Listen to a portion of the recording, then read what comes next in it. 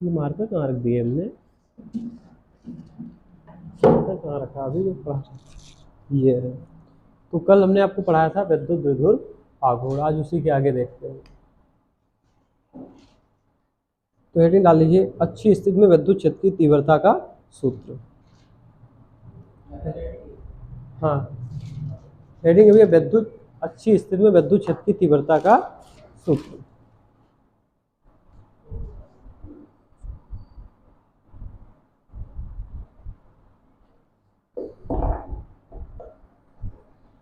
Cycle में lock लगा दिया आप लोगों ने?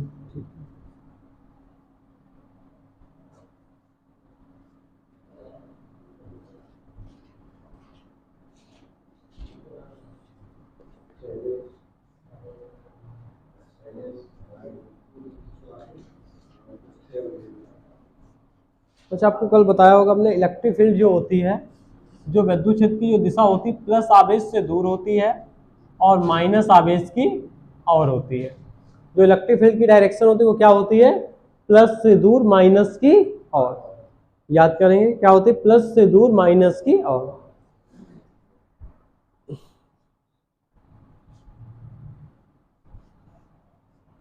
तो हमारे पास दो आवेश हैं, तो हम इन डाउन पोजीशन निकालने जा रहे हैं अच्छी स्थिति में विद्युत क्षेत्र की तीव्रता का सूत्र। तो हमारे पास एक आवेश है माइनस क्यू, इसको अच्छे से समझिए, लॉन्ग डेरिवेशन है।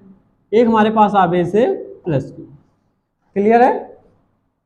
ये दोनों आवेश है, इनके बीच की जो दूरी है वो मान लेते हैं टोटल दूरी कितनी है? 2l है। ये जो दोनों आवेश है इनके बीच की टोटल दूरी कितनी है? 2l है। इससे r दूरी पर कहीं पर बिंदु एक P स्थित है। इस पॉइंट P पे हमें इलेक्ट्रिक फील्ड पता करनी है, कितनी है? कहाँ पे? इस पॉइंट P पर। तो मान लेते हैं आवेशों के मध्य बिंदु से जो दूरी है इनकी कितनी है? स्मॉल r दूरी है। तो स्मॉल r दूरी पर जो पॉइंट P है, इस पॉइंट P पर हमें विद्युत क्षेत्र की तीव्रता निकालनी है। तो कल हमने आपको बताया था जो विद्युत क्षेत्र की तीव्रता होती है, हमने इसका डेरिवेशन भी किया था, 1/4 पाई एप्सिलॉन नॉट q बटे r स्क्वायर। ये कैसे आया था? इसको कल हमने प्रूव किया था। तो हम क्या करेंगे, एक इसके कारण विद्युत क्षेत्र की तीव्रता निकालेंगे, फिर इसके कारण निकालेंगे, फिर दोनों को देख लेंगे हमें जोड़ना है कि घटाना पड़ेगा। अगर इस आवेश को भूल जाएं, ओनली इसको देखें, तो इलेक्ट्रिक फील्ड क्या होती है? प्लस से दूर माइनस की ओर। तो बताओ इसके कारण तीव्रता किधर आएगी? माइनस की ओर। मतलब इस आवेश है तो इसके कारण किधर आ जाएगा? विद्युत क्षेत्र इधर की ओर आ जाएगा। कोई दिक्कत तो नहीं है भाई? यहाँ पर बता देते हैं, माइनस क्योंकि आपने कारण क्या माना है? तीव्रता E1 मानी है। कितनी मानी है? E1 मानी है। और प्लस क्यू के कारण आपने तीव्रता कितनी मान लेते हैं? E2 मान लेते हैं। कितनी मान लेते हैं? E2। अगर इस आवेश के कारण देखें, इसके ना देखें, इसके कारण, तो तीव्रता प्लस से दूर होती है तो उधर की तरफ जाएगी, तो ये इसके कारण इधर की तरफ चली है। मान लीजिए ये E2 है। अब दोनों की डायरेक्शन क्या है? अपोजिट है, सेम डायरेक्शन तो है नहीं। इसके मतलब हमें ये पता है जो नेट तीव्रता आएगी इंटेंसिटी वो घटकर आएगी। हमें ये नहीं पता E1 से E2 को घटाएंगे कि E2 से E1 को, ये तो अभी बाद में पता चलेगा आगे। तो हम पहले निकाल लेते हैं माइनस क्यू आवेश के कारण बिंदु P पर विद्युत क्षेत्र की तीव्रता। तो मान लेते हैं माइनस क्यू के कारण तीव्रता हमने कितनी मान ली? E1। कितनी मान लेते हैं? E1। तो फार्मूला क्या होता है? 1/4 पाई एप्सिलॉन नॉट q बटे r स्क्वायर। r क्या होती है? दूरी। टोटल दूरी है 2l, तो हाफ दूरी कितनी हो जाएगी? तो देखो l प्लस l, 2l ही तो लिखा है, बस लिखने का तरीका दूसरा। अब देखिए एग्जांपल है, हमारे पास एक 10 सेंटीमीटर का वायर है, ठीक है? इसमें हमने क्या किया? एक 5 सेंटीमीटर का वायर और ऐड कर दिया। अब बताओ टोटल वायर की लेंथ कितनी हो गई? 15 नहीं बोलेंगे, 10 + 5 बोलेंगे। क्या बोलेंगे? 10 + 5। तो बताओ आपको आना कहाँ तक है? माइनस क्यू तक आना है। यहाँ से यहाँ तक की ये वाली जो डिस्टेंस है, ये वाली, ये कितनी है डिस्टेंस? r है। और आपको आना कहाँ तक है? इस पॉइंट तक आना है। तो ये डिस्टेंस कितनी है? ये भाई l है। तो बताओ टोटल अगर यहाँ से यहाँ तक की आपसे पूछा, आप क्या बताओगे? r + l। क्या बताओगे? r + l। दोनों को क्या करोगे आप? जोड़ दोगे। दोनों को क्या करना है? आपको जोड़ देना। तो बताओ डिस्टेंस क्या हो जाएगी? r + l का स्क्वायर। कोई दिक्कत तो नहीं है? हमने क्यू जोड़ के निकाला, हमने प्लस क्यू के कारण, सॉरी माइनस क्यू के कारण निकाले। अब किसके कारण निकालेंगे? प्लस क्यू आवेश के कारण बिंदु पर विद्युत क्षेत्र की तीव्रता निकाल लेंगे। तो इसके कारण मान लेते हैं E2 है। कितनी है? तो फार्मूला क्या होता है 1/4πε0 Q/r²। हमें अब की से आना कहाँ तक है, इस पॉइंट तक आना, ये वाली दूरी निकालनी, इतनी दूरी चाहिए हमें। अब एक एग्जांपल लेते हैं, एक हमारे पास वायर है पूरा, वो 100 सेंटीमीटर का है, ये समझेंगे कितना है पूरा वायर, जो ए से बी की जो इसकी लेंथ है कितनी है 100 सेंटीमीटर है। अब हमने क्या किया, यहाँ से एक 10 सेंटीमीटर का वायर हमने यहाँ से एक पीस कट कर लिया। मान लीजिए जो BC है वो कितना है 10 सेंटीमीटर एक वायर कट कर, पूरा 100 था, 10 सेंटीमीटर कट कर दिया तो कितना बचा होगा 90। तो 90 नहीं बोलेंगे, 100 माइनस 10, तभी तो 90 आया होगा। दैट मीन्स हमारा कहने का मतलब ये है, जो बड़ी दूरी से बड़ी से छोटी को घटा दिया, सब्ट्रैक्ट कर दिया, तो इजली से हमें ये वाली दूरी पता चल गई। अब ऐसे ही आप देखिएगा, जो ये वाला जो पॉइंट है, ये यहाँ तक की टोटल दूरी कितनी है r है, दूरी ये कितनी है r है। आपको आना कहाँ तक है, -q तक आना है, यहीं तक तो आना है, सॉरी +q तक, यही। और जबकि बीच में ये o से लगाकर जो p के बीच की दूरी है कितनी है, टोटल r है। और ये वाली दूरी, ये वाली यहाँ से यहाँ तक की दूरी कितनी है, l है, कितनी है ये l है। अभी आपने क्या किया था, जो बड़ी दूरी से बड़ी से छोटी को घटा दिया था, तो यार बड़ी लेंथ कितनी है r, छोटी कितनी l। अगर आपसे ये वाली दूरी पूछे तो आप कैसे बताओगे, इससे इसको घटा दोगे r माइनस l, कोई दिक्कत तो नहीं है, टोटल दूरी r से l को घटा देना है, तो क्या हो जाएगा r minus l, but square होता है तो हमने भी स्क्वायर लगा दिया, इक्वेशन नंबर 2। अब जरा व्युत्क्रमानुपाती का मतलब क्या होता है, इनवर्सली प्रोपोर्शनल का मतलब क्या है, कहता है देखिए यहाँ पर r इनवर्सली प्रोपोर्शनल होता है ई के। अब देखिए यहाँ कहने का मतलब अगर r का मान बढ़ेगा तो ई का मान क्या होगा, घटेगा। अब यहाँ पर एक वैल्यू टैग करके आपको समझाना चाहेंगे, मान लीजिए इसकी वैल्यू 10 ले लेते, इसकी वैल्यू 2। अगर नीचे वाला टर्म जहां ज्यादा होगा वहां पर ई का मान कम होगा, नीचे वाला टर्म जितना छोटा होगा, r का मान जितना छोटा होगा, ई का मान उतना ही बड़ा होगा। क्लियर है। अब देखिए मान लीजिए 10 + 2, यहाँ तो 12 हो जाएगी। अब यहाँ पर अगर करें लग दो तो 10 - 2, यहाँ तो 8 ही बचेगा, यहाँ 12। बताओ नीचे वाला टर्म किसमें छोटा आ रहा है, E1 में कि E2 में, समझे, फिर से बताएं। देखिए जहां ये वाली वैल्यू बड़ी होगी तो वहां पर ई का मान कम होगा, जहां पर ये नीचे वाला मान छोटा होगा वहां पर ई का मान ज्यादा होगा। अब हमें ये चेक करना है इसमें से कौन बड़ा, देखो ये तो चीज दोनों में सेम है, जो ये है और ये है और ये दोनों सब में, दोनों में से डिफरेंस तो सिर्फ नीचे वाला यहाँ पर डिसाइड करेगा। अब कैसे निकालेंगे, ये वैल्यू टैग कर लीजिए, मान लीजिए इसका 10, इसकी 2 ले लो, 10 + 2 12 हो जाएंगे, यहाँ 10 - 2 करोगे तो 8। बताओ नीचे वाला मान किसमें छोटा आएगा, E1 में।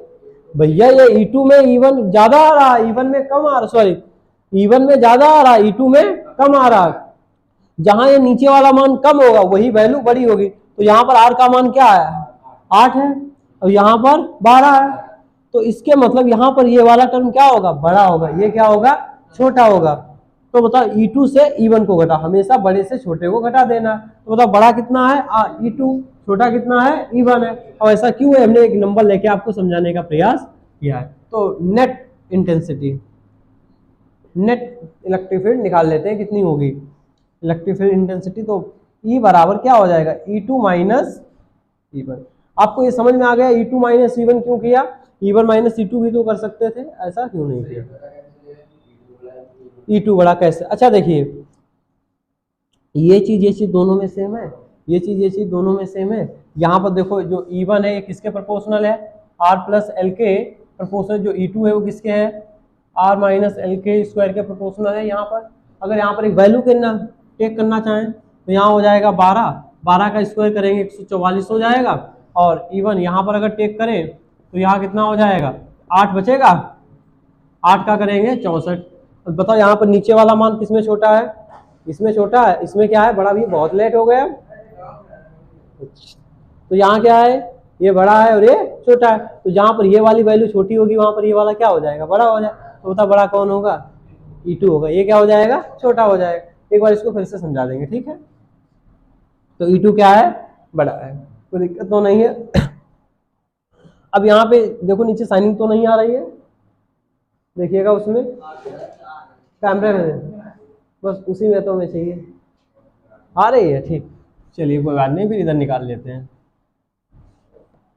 अब बताइए यहाँ पर E1 का मान रखेंगे और E2 का मान रखेंगे, तो E बराबर E2, E2 का मान कितना है 1/4 पाई एप्सिलॉन नॉट Q बटे R माइनस L का होल स्क्वायर, यही है। E1 का मान कितना है 1/4 पाई एप्सिलॉन नॉट Q बटे R प्लस L का होल स्क्वायर। अब देखिए ये टर्म और ये टर्म दोनों में क्या है, कॉमन है, तो E इक्वल टू हो जाएगा हमारे पास 1/4 पाई एप्सिलॉन नॉट को हमने कॉमन ले लिया। अब देखो दोनों में ये वाला भी टर्म क्या है, कॉमन है, अरे बराबर नहीं कॉमन है, इसको भी कॉमन निकाल लिया। यहाँ क्या बचेगा R माइनस एल का होल स्क्वायर, यहाँ बचेगा R प्लस एल का होल स्क्वायर।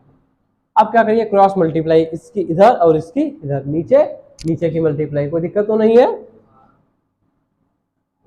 तो देखिएगा E इक्वल टू हो जाएगा हमारे पास 1/4 पाई एप्सिलॉन नॉट Q, इसको बाहर लिख लिया, इसकी इधर मल्टीप्लाई कराइए R प्लस एल का होल स्क्वायर हो जाएगा।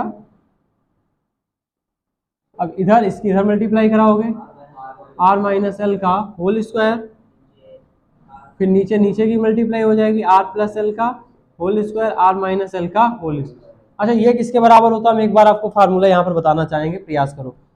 a प्लस बी का whole square a minus B का होल स्क्वायर किसके बराबर होता है, 4ab के बराबर होता है। किसके बराबर होता है, 4ab। भाई यहाँ पर इसका मान रखोगे a square plus B square plus 2ab, इसका मान रखोगे a square plus B square minus 2ab। जब माइनस की मल्टीप्लाई कराओगे तो माइनस माइनस, जो माइनस वाला वो टर्म प्लस का हो जाए, जो प्लस वाले माइनस, तो a square B square cancel हो जाए, तो 2ab यहाँ से बचेगा, 2ab यहाँ से, तो 4ab हो जाए। तो यहाँ पर वही तो लिखा है a प्लस बी का whole square a minus B का होल स्क्वायर, तो बताओ 4ab लिखा है कि नहीं, तो E बराबर करेक्ट कितना हो जाएगा 4RL। भाई ए बी का काम यहाँ कौन कर रहा है, RL कर रहा है। अच्छा नीचे क्या लिखा, एक बार जोड़ दो एक बार घटा दो, तो ए स्क्वायर माइनस बी स्क्वायर किससे इक्वल होता है, एक बार ऐड कर दो एक बार सब्ट्रैक्ट कर दीजिए, यही तो होता है फार्मूला। ए स्क्वायर माइनस बी स्क्वायर का क्या होता है, ए प्लस बी इंटू ए माइनस बी, वही तो ए प्लस बी इंटू ए माइनस बी। इसको हाँ तब भी 4RL ही आएगा, आप सॉल्व करोगे वही आ जाएगा। तो बताइए एक बार जोड़ दो और एक बार घटा दो, R square minus L square लिखा है, R square minus L square, but square यहाँ भी चल रहा और यहाँ भी चल रहा, तो यहाँ भी तो स्क्वायर आ जाएगा। अब जरा यहाँ देखिए जो आर है, तो एटम के बीच की दूरी, भाई आपने NaCl आप यूज करते हो, अब ये पॉजिटिव होता है ये नेगेटिव, क्या आप देखते हो घर में कहते हो नहीं ये देखो क्लोरीन का एटम है ये सोडियम का है, क्या इसके बीच की दूरी तुम्हें बहुत ज्यादा लगती है, नहीं, ये दूरी क्या होती है, एटॉमिक रेंज होती है, ना के बराबर दूरी होती है, क्या होती है बहुत छोटी होती है। तो एल वही तो दूरी थी, 2L दूरी क्या थी, Na और सोचिए Na और Cl के बीच की तो दूरी है 2L, दो एटम के बीच की दूरी है, इसका हाफ करोगे तो दूरी क्या हो गई और छोटी हो गई होगी, जब इसका स्क्वायर कर दोगे तो ये दूरी क्या हो जाएगी और छोटी हो जाएगी, क्या हो जाएगी और बताओ ना के बराबर हो जाएगी।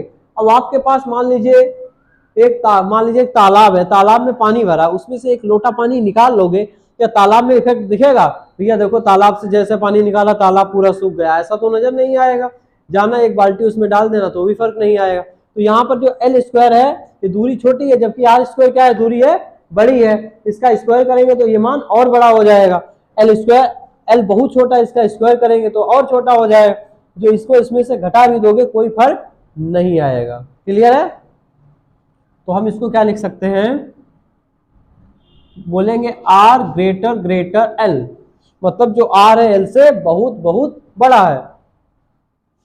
देन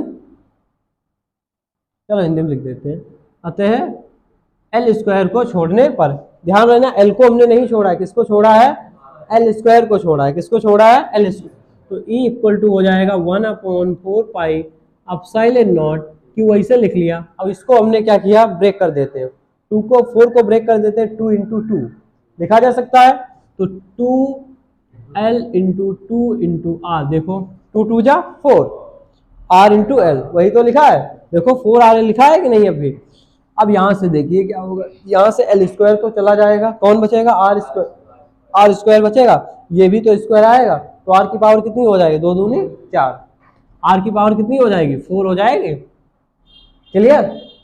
अब देखो 2L इंटू क्यू ये किसके बराबर होता है, कल हमने बताया था जी, कल हमने बताया था, थोड़ा याद करिए।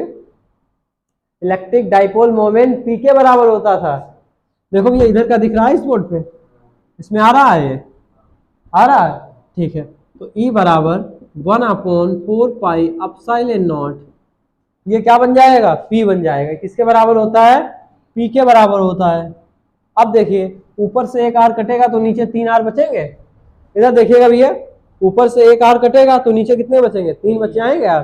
तो देखो ऊपर एक 2 भी तो बचा है, ये वाला 2, ये वाला क्या बचा है, 2 बचा है, तो इसको 2 को हमने लिख लिया। नीचे आर की पावर कितनी बची है, 3। जहां आपको बता देना है पी बराबर कितना होता है, 2L इंटू क्यू। तो यही क्या है, डेरिवेशन है, मोस्ट इंपॉर्टेंट है डेरिवेशन। समझ गए, नहीं समझे तो एक बार अगेन समझाएं। चलिए एक बार फिर से समझा रहे, इसको ऑफ कर देते हैं फिर।